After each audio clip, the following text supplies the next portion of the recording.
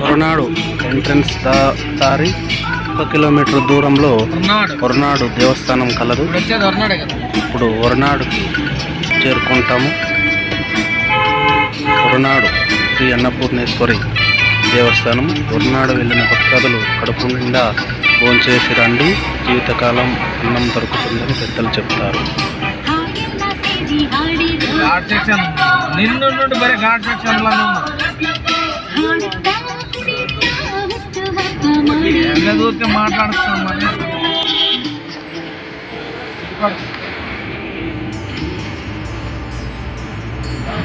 Horanadu vehicle parking చేయు స్థలము, వాహనాలు నిలుపు స్థలము.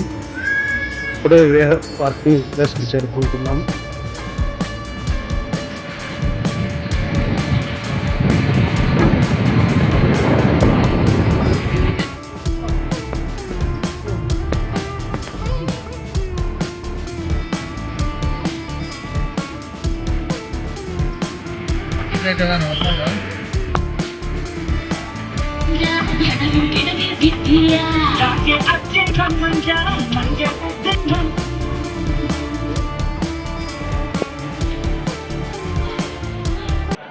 హొరనాడు శ్రీ అన్నపూర్ణేశ్వరి ప్రధాన దేవాలయము, ప్రధాన ముఖద్వారము, దర్శనముకు వెళ్ళు ప్రధాన ముఖద్వారము. దూరం నుంచి అమ్మవారి దర్శనం, అన్నపూర్ణేశ్వరి దర్శనం. హొరనాడు శ్రీ అన్నపూర్ణేశ్వరి దర్శనం. క్యూ లైన్లో వెళ్ళవలను. మొబైల్ అలో లేదు.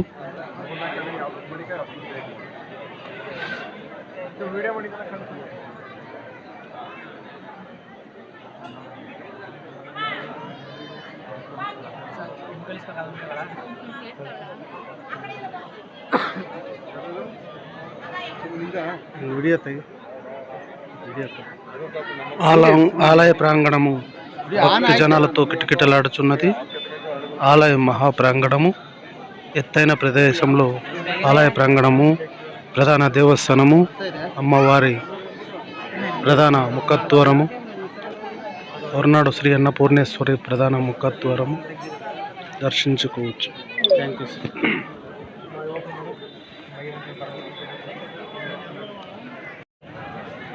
హొరనాడు అన్నపూర్ణేశ్వరి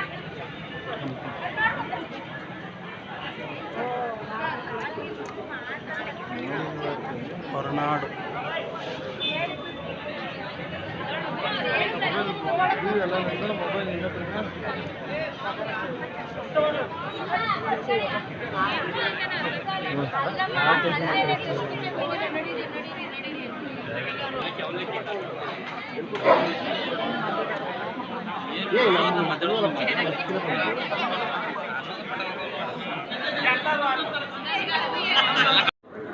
ఆలయం లోపల వివిధ రకాల పూలతో చాలా చక్కగా అలంకరించారు. పూల తోరణాలు, ఆలయం ప్రాంగణమంతా పూల తోరణాలతో నిండి ఉన్నది. చూడడానికి చాలా ముచ్చటగా ఉన్నది. ఆలయం అమ్మవారి ఆలయం, అన్నపూర్ణేశ్వరి ఆలయం.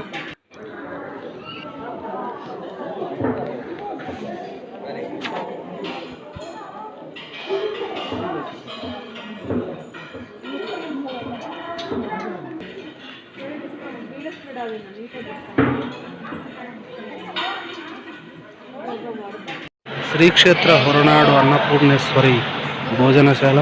ఇక్కడ వెళ్ళిన సందర్శకులు, భక్తాదులు, యాత్రికులు, పర్యాటకులు అందరూ ఇక్కడ ఖచ్చితంగా భోంచేసి రండి. ఇక్కడ భోంచేస్తే జీవితకాలం భోజనం దొరుకుతుందని పెద్దలు చెప్తారు.